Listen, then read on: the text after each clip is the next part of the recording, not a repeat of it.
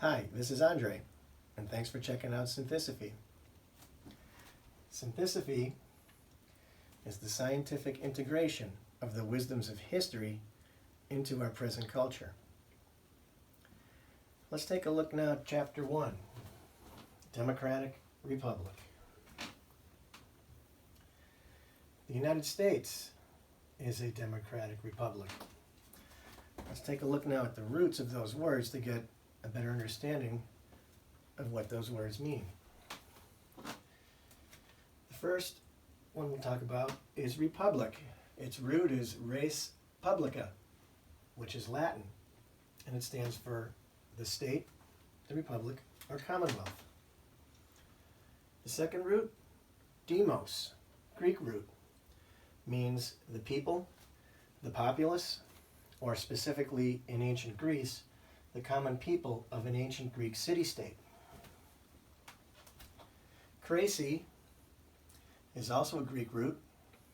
It is a derivative of kratia, which means power or rule. So a democratic republic is a state ruled by the people. Now there are two kinds of democracy.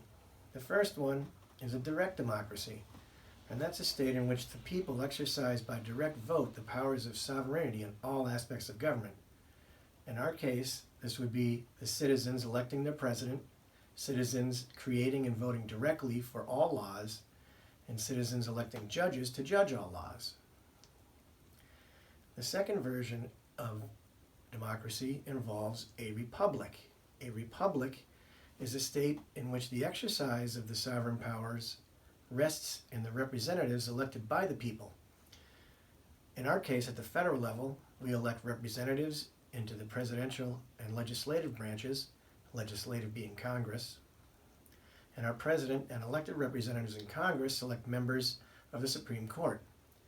This is the second kind of democracy, a democratic republic.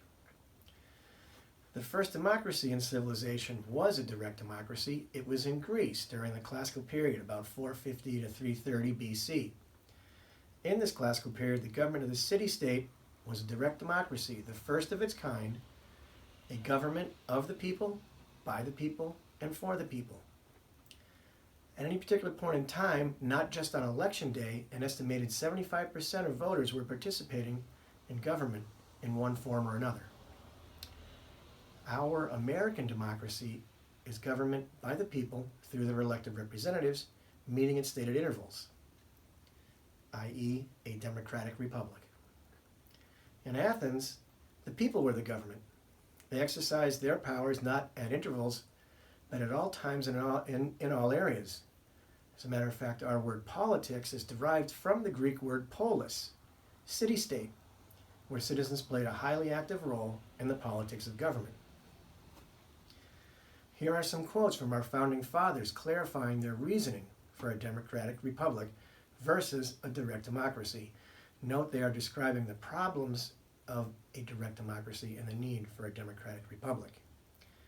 James Madison, in the Federalist Papers, number 14, 1787, said, "In a democracy, the people meet and exercise the government in person. In a republic, they assemble and administer it by the representatives and agents." Benjamin Rush, signer of the Declaration of Independence, 1789, quote, "A simple democracy or unbalanced republic is one of the greatest of evils."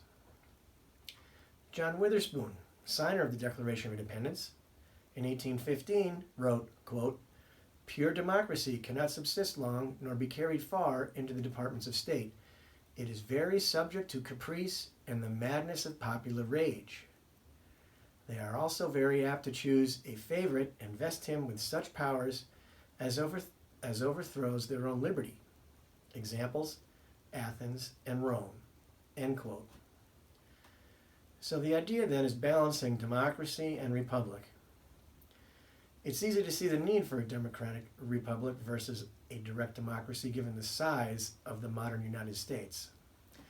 Today, there are over 250 million voting citizens, and in a direct democracy, we would all need to actively participate in government.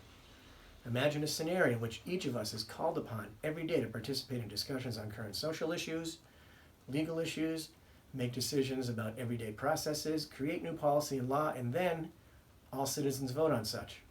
If this sounds difficult, you're right. It would be impossible given the number of tasks our government addresses on a day-to-day basis at the local, state, and national levels, and the simple fact that we are all hard at work trying to make a living in our fast-paced modern economy. Restated, there are simply too many people and not enough time in our country to make a direct democracy feasible. Most of us have too many other responsibilities to participate directly on a full-time basis in politics and government. As such, citizens put their faith and trust in the hands of their elected officials. In a democratic republic with representatives proportionate to their constituents, it is easier, in theory, to ensure everyone's voices are heard at the state, local, and national levels. Note the term democratic republic is itself a centrist term. To learn more about the process by which our ancestors developed the notion of democratic republic, continue to Chapter 2. We'll begin with the story of man's origin in the heart of Africa.